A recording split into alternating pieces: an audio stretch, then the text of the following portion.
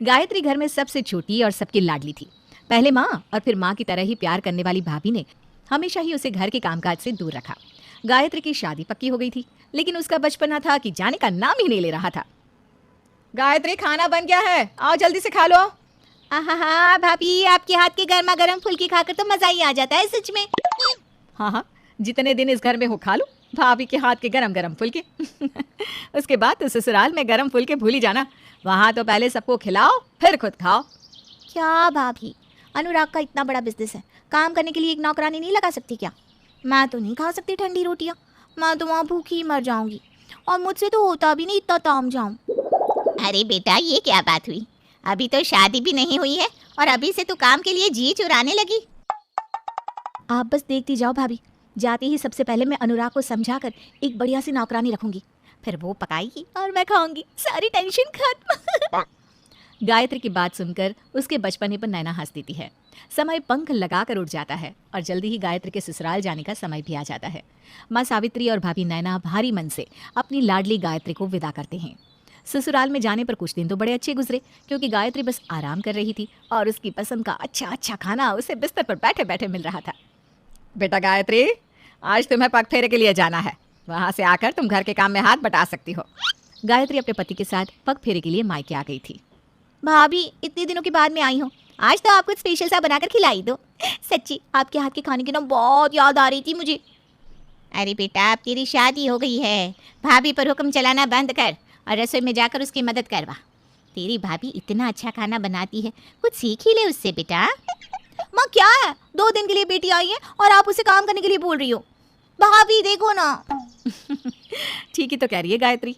माँ जी, हमारी गुड़िया 2 दिन के लिए तो आई है, आराम करने दो ना उसे।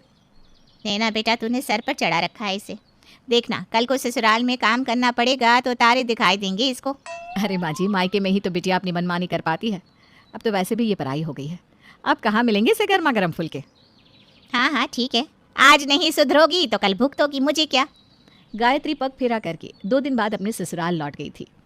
बेटा गायत्री, आज से तुम रसोई संभालो, कुछ मदद की जरूरत हो तो बता देना। देख रहे हो अनुराग, अभी हमारी शादी को 10 दिन भी नहीं हुए हैं और तुम्हारी मम्मी मुझसे खाना बनवाना चाहती है। ऐसा लग रहा है कि बस रोटियां बनवाने के लिए ही वो मुझे बहू बनाकर लाई थी। मेरी भाभी ने कभी मुझसे एक पानी का ग्लास भी नहीं उठवाया और तुम्हारी मम्मी ने तो मेरे आते ही सारे घर की जिम्मेदारी मुझ पर थोप दी। तुम परेशान मत हो गायत्री, मैं माँ से बात करता हूँ। माँ, गायत्री अपने घर में सबसे छोटी है, कभी काम नहीं किया उसने, इसलिए एकदम से उस पर काम की जिम्मेदारी मत डालो।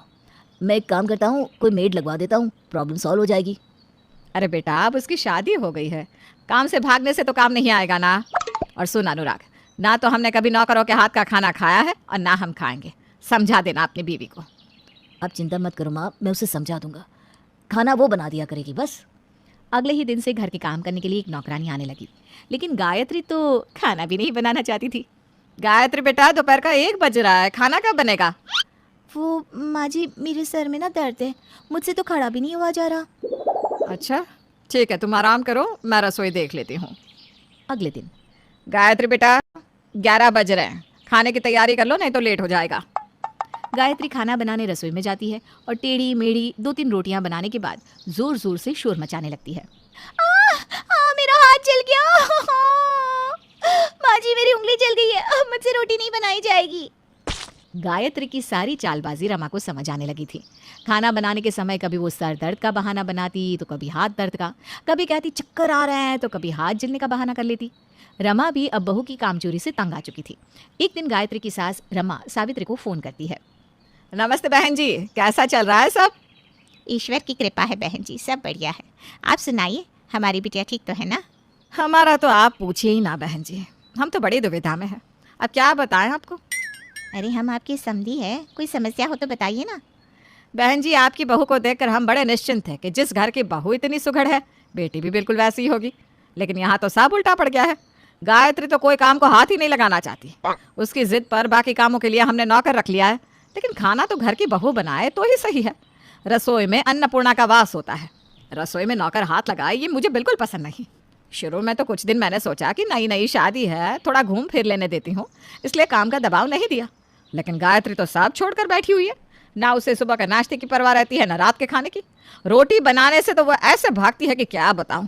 जिस दिन से आई है मैं ही उसे पका कर खिला रही हूँ, ऊपर से बात बात पर मुझे ही सुनाती रहती है। मायके में तो कभी भाभी ने मुझसे एक गिलास पानी भी नहीं उठवाया। देखिए, मेरी कोई बात बुरी लगी हो तो माफ़ कर दीजिएगा बहन जी, लेकिन हम तो आपकी बेटी से ना बिल्कुल थक गए हैं। शादी से पहले कुछ तो काम सिखाना चाहिए था आपको। जैसे आपकी बहू सब संभाल रही है, हम भी तो चाहते हैं कि हमारी बहू घर गृहस्थी संभाले। हम कुछ गलत चाह रहे हैं क्या, आप ही बताइए।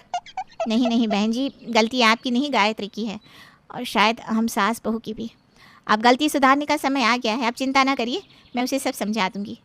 शाम के समय गायत्री के पास नैना भाभी का फ़ोन आता है। जल्दी से आ जाओ गायत्री, माँ के पैर में फ्रैक्चर हो गया है। ये क्या कह रही हो भाभी, आप माँ को संभालिए, मैं अभी आती हूँ। भाभी की बात सुनकर गायत्री घबराकर जल्दी से मायके पहुंच जाती है। माँ ये क्या हो गया? बेटा वैसे तो चिंता की कोई बात नहीं, बस डॉक्टर ने 21 दिन के लिए बेड रेस्ट बताया है, नहीं तो ये हड्डी कभी नहीं जुड़ेगी। माँ आप 21 दिन, पूरे 30 दिन आराम करो। भाभी है ना आपके पास, वो सब संभालेगी। हाँ माँ जी, मैं हूँ ना, आप चिंता छोड़ दीजिए। अच्छा मैं जाकर खाना लगाती हूँ, गायत्री को भूख लगी होगी।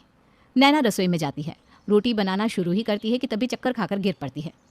अरे भाभी बेहोश कैसे हो गई, क्या हो गया? थोड़ी देर में डॉक्टर घर पर आकर नैना की प्रेगनेंसी की खबर सुनाती है। कॉन्ग्रेचुलेशंस, ये प्रेग्नेंट है, इन्हें 1 महीने तक बिल्कुल बेड रेस्ट करना है, तभी ये प्रेगनेंसी सही रहेगी। नैना को कमज़ोरी बहुत है, इसलिए अच्छा खाना और आराम बहुत ज़रूरी है। अच्छा हुआ गायत्री बेटा तू आ गई, अब तो बस तू ही है जो सब कुछ संभाल सकती है। बेचारी गायत्री बिल्कुल फंस गई थी। है मतलब सारा काम मुझे ही करना पड़ेगा? लेकिन माँ मैं इतने दिन यहाँ कैसे रुक सकती हूँ, मेरी सास से भी तो पूछना पड़ेगा ना। तभी रमा जी वहाँ आ जाती हैं। अरे बेटा पूछना क्या है, तुम्हारा घर है, मुसीबत में तुम ही तो संभालोगी, और कौन संभालेगा। तुम आराम से रहो और अपनी माँ और भाभी की खूब सेवा करो। तुम ही कहती थी ना भाभी ने तुम्हारी बहुत सेवा की है, चलो अब तुम्हारी बारी है। हाँ वो तो सही कह रही हैं आप, ठीक है।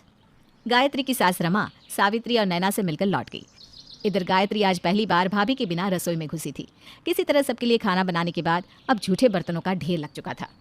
माँ बर्तन वाली कितने बजे आती है? बेटा तेरी भाभी कहाँ नौकरानी से बर्तन धुलवाती है, वो तो बस तेरी शादी के समय 1 सप्ताह के लिए रखा था।